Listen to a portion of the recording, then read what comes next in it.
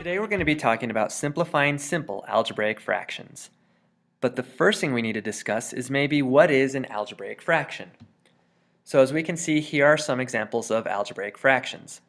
AB over C, M over n minus 2, x squared over x plus 1 times x plus 3, 4pq minus 5rs over y plus z. So really any combination of variables and coefficients in the numerator and the denominator or the denominator will get you some sort of algebraic fraction. What about simplifying fractions? Well, let's talk about something like 6/8. We see 6 and 8 are both divisible by 2, so if we factor out a 2 from the numerator and the denominator, what we can do is cancel those terms out because something divided by itself will equal 1. And then you're left with the simplified form of 3/4. That's the same kind of thing we're going to be doing with algebraic fractions. So let's take a look. Here I have 28 x to the third y to the second over 20x to the second y to the fifth. First thing I want to do is try and find the greatest common factor between the two terms. So let's see. If I break it up into coefficients and variables, first I'm looking at 28 and 20. And the greatest common factor between 28 and 20 is 4. So I'm going to factor out a 4 from the numerator and the denominator. Now I'm looking at my x variables. I have x to the third and x to the second. The greatest common factor between the two is x squared. So I'm going to factor that out of the numerator and the denominator. Now I have y to the second, y to the fifth. The greatest common factor between both of those is y to the second. And so now I just work on what's left. If I factor out a 4x squared y squared from 28x to the third y to the second, what I have left is 28 divided by 4, 7. If I factor out an x squared from x to the third, I'm left with an x. And if I factor out a y squared from a y squared, I'm left with 1. So that leaves me my numerator of 7x. Now if I factor out a 4 from 20, I'm left with 5. And I factor out an x squared from x squared, I'm left with 1. We don't need to write that down. I factor out a y squared from y to the fifth, and I'm left with y to the third. So my answer, since these two will cancel each other out, my answer becomes, or my simplified form, 7x over 5y to the third. And I can check my answer to make sure that there isn't anything else that could have been factored. And there isn't. Let's take a look at something slightly more complicated. 25mn over 5m squared plus 15mn. In this case, what I want to do is take a look at the greatest common factor for all three terms. So 25mn, 5m squared, 15mn. And what I see is that all three are divisible by 5 and by m. Not n, because these two have n, but this one does not. So my greatest common factor is going to be 5m. So if I factor out a 5m from 25mn, I'm left with 5n.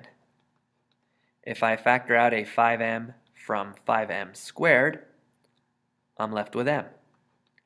And if I factor out a 5m from 15mn, I'm left with 3n. So all these 5m's cancel out, and what I'm left with is 5n over m plus 3n. Those are the terms that are left behind. That is my simplest form. Now again, I can't cancel this n and this n because my 3n is connected with the m, so that's one connected term. All right, let's make it a little more complicated now. So first thing we're going to do is take a look at this. We can see it's going to start to involve algebraic expressions. So it's no biggie. What I need to do is just to remember to group my terms. So let's turn to red here. We're going to start with the numerator. So from 3px and 15py, I see a common term of 3p. So the greatest common factor is 3p, and what I'm left with is x plus 5y. Now in my next term, I see I have a negative 2qx and a negative 10qy. I can factor out a negative 2q, and it looks like I'm left with an x plus 5y. Now let me look at the denominator. I have 21px minus 3py. I can factor out a common term of 3p, and I'm left with 7x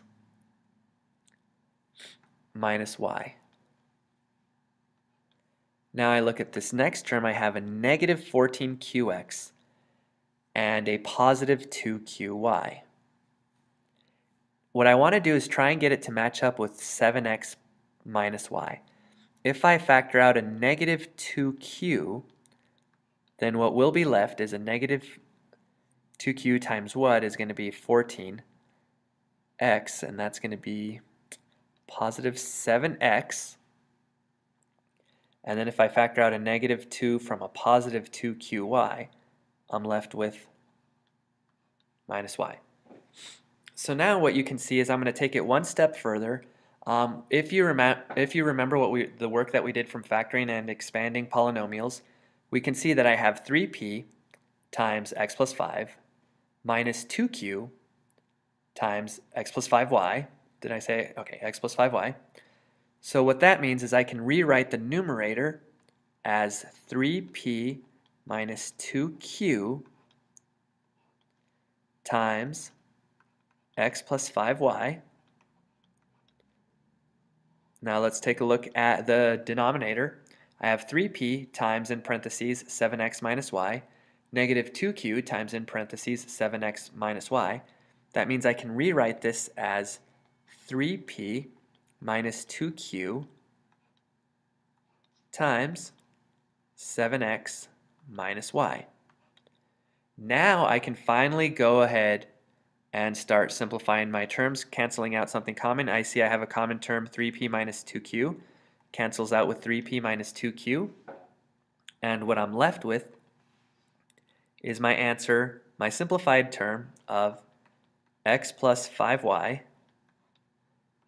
over 7x minus y. I can't cancel anything out because these are combined terms. They have to be exactly the same in order to cancel. Let's take a look at this last example over here. 3x squared minus 10x minus 8 over 16 minus x squared. First thing I want to do is change these into factored form. So I'll do the easy one first. I know my denominator is 16 minus x squared. It's a difference of squares. So that simplifies to 4 minus x times 4 plus x. Now I'm going to take a look at my numerator. 3x squared minus 10x minus 8. So here I'm going to have to use the cross method. I have 3x squared, negative 8, and I'm looking for a negative 10x. So I have 3x times x, and then I have a negative 8, so factors of negative 8, that'll get me a 10. I'm going to use a 4 and a 2, and I want my 4 to be positive and my negative 2, so that when I cross multiply here, 3x times 4, I end up with a positive 12x. Oh, hey, I just realized something. This needs to be negative. So what I need to do is switch these around. I thought that was going to be positive. All right. So we can go ahead and switch this around, make that negative, make this positive. So this is going to be a negative 12x, and this is going to be a positive 2x. So now that gets me my numerator as x minus 4 times 3x plus 2. So now I've simplified to this point. there's a problem with my answer, and it was intentionally meant to be this way. I have x minus 4 and 4 minus x. They're not the same thing. This is positive, this is negative, this is negative, this is positive. Same over here with my 4 plus x. This is negative, this is positive, this is positive, this is positive. All right.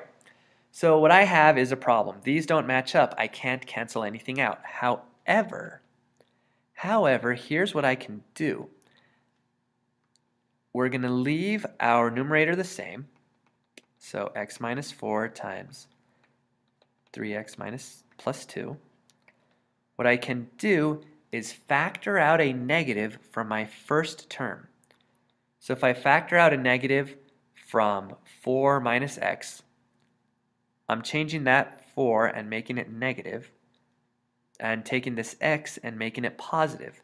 So what I then have now is x minus 4, because I've factored out a negative for my first term, and then the other one remains the same, 4 plus x. Now what I see is that I can cancel out this x minus 4 and this x minus 4, and what's left is my answer of 3x plus 2 over 4 plus x. I guess you don't really need those parentheses if you're not really multiplying by anything else, so we can just go ahead and leave those where they are. All right, if you're a little confused on this part of why a negative was pulled out, we'll definitely talk about that more next time.